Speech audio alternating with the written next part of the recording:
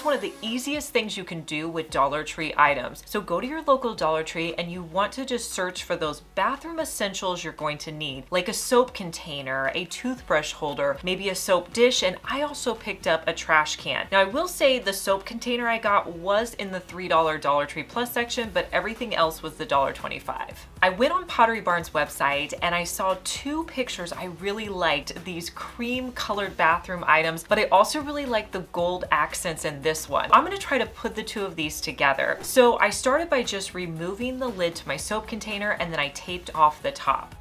I have a color called Sand Dollar. This is a spray paint that I got by Rust-Oleum, and I'm gonna spray paint 2 coats on the bottom of my items. And then I'll flip them over and do 2 coats on the other side. Now with the trash can, you may need to do 3 coats. I also added in a texture spray in the same color. It's not gonna give me a lot of color, but it's going to bring in that Pottery Barn texture that we all love. I also added a matte sealer since these are bathroom items. To finish off the edges and give it that gold look that I liked in our inspiration pictures, I'm gonna be using Rub and Buff, and I'm gonna add that around the top edges.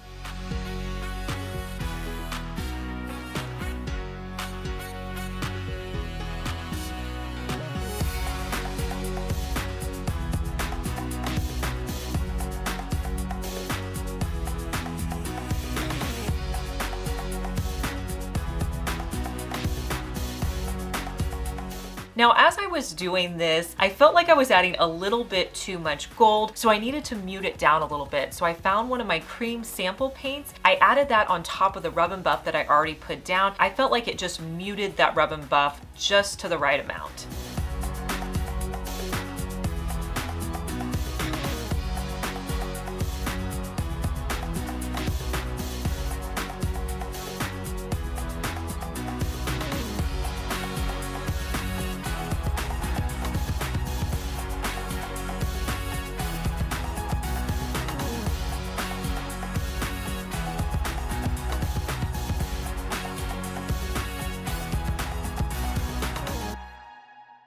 Now it's time for a wood element. Now Dollar Tree has really gotten better about adding wood items to their crafter square, but I'm gonna be using an item that's been around for a while. It's this bamboo cutting board over in the kitchen section. Now this is smaller. In the Dollar Tree Plus section, I believe they have these a little bit bigger if you're wanting something bigger, but I'm gonna be using the cutting board, and I'm also going to be using this wreath. I actually used this in a DIY a few months ago, but I'm gonna be using the rest of it, and I just need the beads for it. This wreath comes in 3 different colors. There's a natural one, a medium tone, and I think a black. I'm gonna be using the medium tone beads. So I pulled off 11 beads. I'm gonna start on one side, and I'm just going to hot glue where the circle opening is down to the back side of my board, and I'm gonna alternate on every side until I make a row with my hot glued beads. And then I'll do the exact same thing on the other side with 11 more beads. Now this makes a great tray, and it was so easy to put together. Here's how my bathroom set turned out.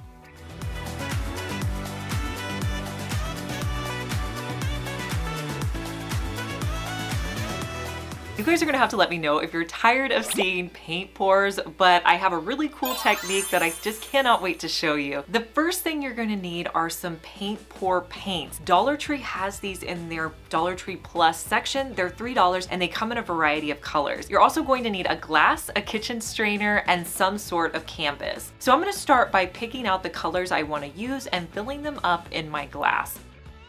Now, I do recommend whenever you're putting in your paint pour paints to add quite a bit of white. I feel like white is a very crucial color to help bring out all of your other colors in your picture. Okay, so this next part is definitely a fun part, but kind of a little scary too. So you're gonna take your strainer and put it on top of your cup. Then you're going to put your canvas on top of the strainer. And then this is the tricky part. You have to hold it all in place and flip it over. Then you're going to take your cup and kind of move it around your strainer, and then you're going to pick your cup up. The next part is you're actually going to pick the strainer up. What that will do is create this really cool texture on your canvas. Now, to hold on to that texture when you're moving the paint around your canvas, you want to move it very slowly.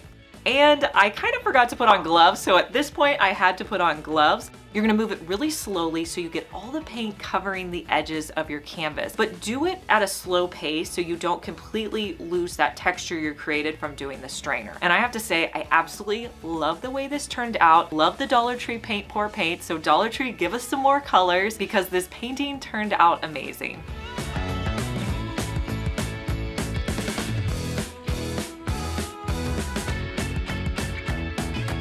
If you zoom in, you're gonna see a really pretty eucalyptus vase. And when I saw that, I knew that I could recreate that with Dollar Tree items. Dollar Tree sells one of these slender vases, so I picked that up. I also had to get some eucalyptus. Now they do sell eucalyptus stems at Dollar Tree, but in my opinion, they're just not the best quality, so I prefer to get them at Walmart. These I actually picked up at Hobby Lobby. I'm gonna spray the vase with 2 coats of sand dollar. Next, I'm gonna do a sponge technique on the vase. So I need a sponge from Dollar Tree, and I'm just going to cut that down into small pieces. You can get this over in the bathroom section. I'm gonna use a variety of paints in browns, golds, and creams. So what I like to do when I sponge paint is I start with my darker colors. So you're gonna see I'm adding a lot of browns and my golds here. And then I'm gonna come in with my color that's really close to my background, which is a cream. When you add the cream color on top of those darker colors, it's just gonna help it look more blended in. Once my vase had a chance to dry, I added in these eucalyptus stems from Hobby Lobby, and here's how it looks.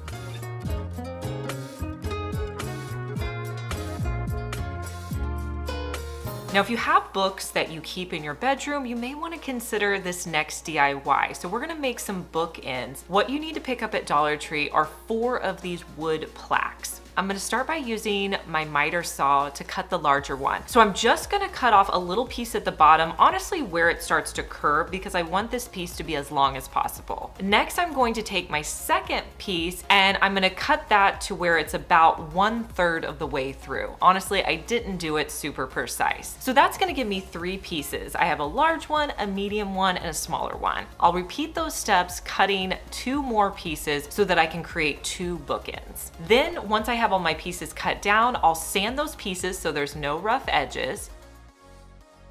And then I really wanted to keep that wood look, so I picked up 3 stain colors that I could do to create almost a natural, a medium, and a darker stain. So I have a natural color, a medium stain, and my darker one. And with the smaller piece, I'll stain that with the natural. I'll put it on with a foam brush and wipe off any excess with a paper towel.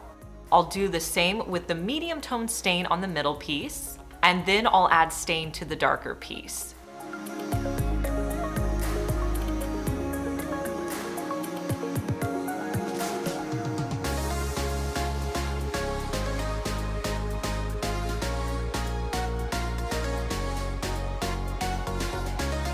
Now that I have all my pieces stained, you want to let this dry overnight so that all the stain is dry before you add in any glue. The next day, I'm going to come in and add E6000 to the back of my smaller wood pieces, and I'll put those down, making sure the bottom of them are level so that they can sit up really nicely. And here's how they look with my books in my bedroom.